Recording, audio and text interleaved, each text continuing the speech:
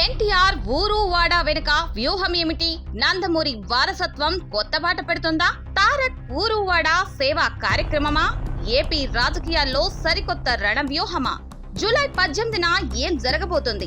ఆంధ్రప్రదేశ్ రాజకీయ ముఖ చిత్రంపై ఏ చిన్న కదలిక జరిగినా దాని ప్రకంపనలు రాష్ట్ర వ్యాప్తంగా వినిపిస్తాయి. ముఖ్యంగా జూనియర్ ఎన్టీఆర్ పేరు వినిపిస్తే చాలు రాజకీయ సమీకరణాలు ఒక్కసారిగా వేడెక్కుతాయి. తాజాగా అభిమాన సంఘాల ఆధ్వర్యంలో తెరపైకి వచ్చిన ఊరు వాడా కార్యక్రమం రాజకీయ వర్గాల్లో సరికొత్త చర్చకు దారితీసింది.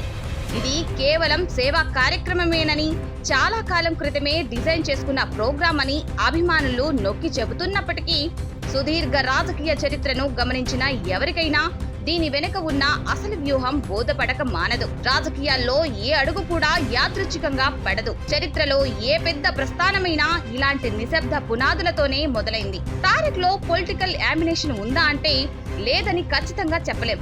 ఎందుకంటే ఆయన రక్తంలోనే రాజకీయం ఉంది. నందమూరి తారక రామారావు స్థాపించిన తెలుగుదేశం పార్టీకి ఆ వంశస్థులే కర్త, కర్మ, క్రియగా ఉండాలనేది సగటు అభిమాని ఆకాంక్ష. కానీ ఆ టీడీపీ నారావారి కుటుంబం చేతుల్లో కేంద్రీకృతమై ఉంది.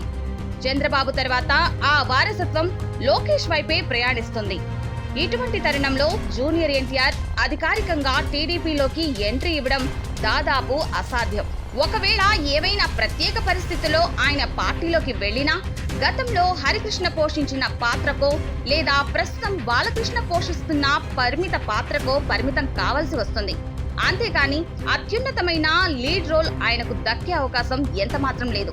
ఈ నేపథ్యంలో తన రాజకీయ ఆశయాలను నెరవేర్చుకోవడానికి ఎన్టీఆర్ ముందున్న ఏకైక మార్గం కొత్త పార్టీ వైపు అడుగులు వేయడమే. మరి ఇప్పటికే ఏపీలో టీడీపీ, వైసీపీ, జనసేన వంటి బలమైన శక్తులు ఉండగా ఎన్టీఆర్ కు స్పేస్ దొరుకుతుందా అంటే ఖచ్చితంగా అవకాశం ఉండే తీరుతుంది.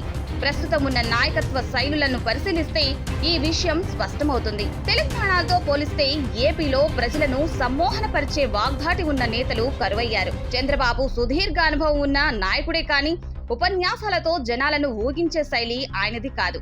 పవన్ కళ్యాణ్ ఆవేశంగా మాట్లాడగలరు కానీ ఒక్కోసారి ఆయన ప్రసంగాల్లో క్లారిటీ కొరవడుతుందనే విమర్శ ఉంది. ఇక జగన్మోహన్ రెడ్డి పబ్లిక్ స్పీకింగ్ లో రాసిచ్చిన స్క్రిప్ట్ పైనే ఎక్కువగా ఆధారపడతారు.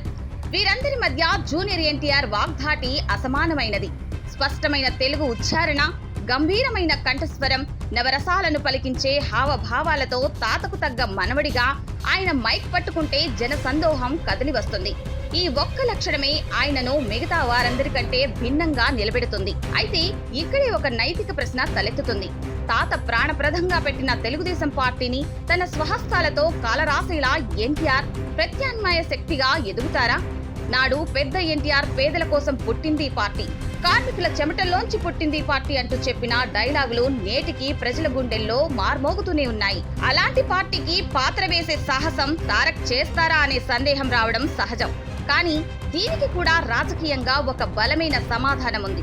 తాతగారు ఏ ఆశయాల కోసమైతే, ఏ పేదల కోసమైతే ఈ పార్టీని స్థాపించారో నేటి టీడీపీలో ఆ ఆశయాలు నెరవేరడం లేదు. పార్టీ సిద్ధాంతాలు దారి తప్పి కార్పొరేట్ శక్తుల చేతుల్లోకి వెళ్లిపోయాయి.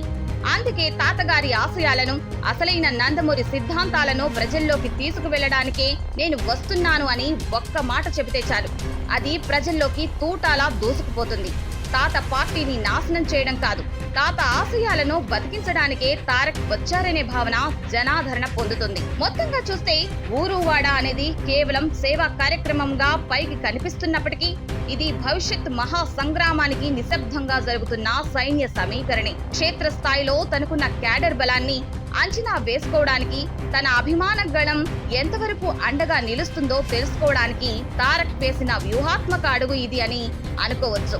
సినిమా రంగంలో గ్లోబల్ స్టార్ గా ఎదిగిన తారక్ సరైన సమయం చూసి రాజకీయ రణరంగంలోకి అడుగు పెడితే ఆంధ్రప్రదేశ్ రాజకీయాల్లో సరికొత్త అధ్యాయం లిఖించబడడం ఖాయం.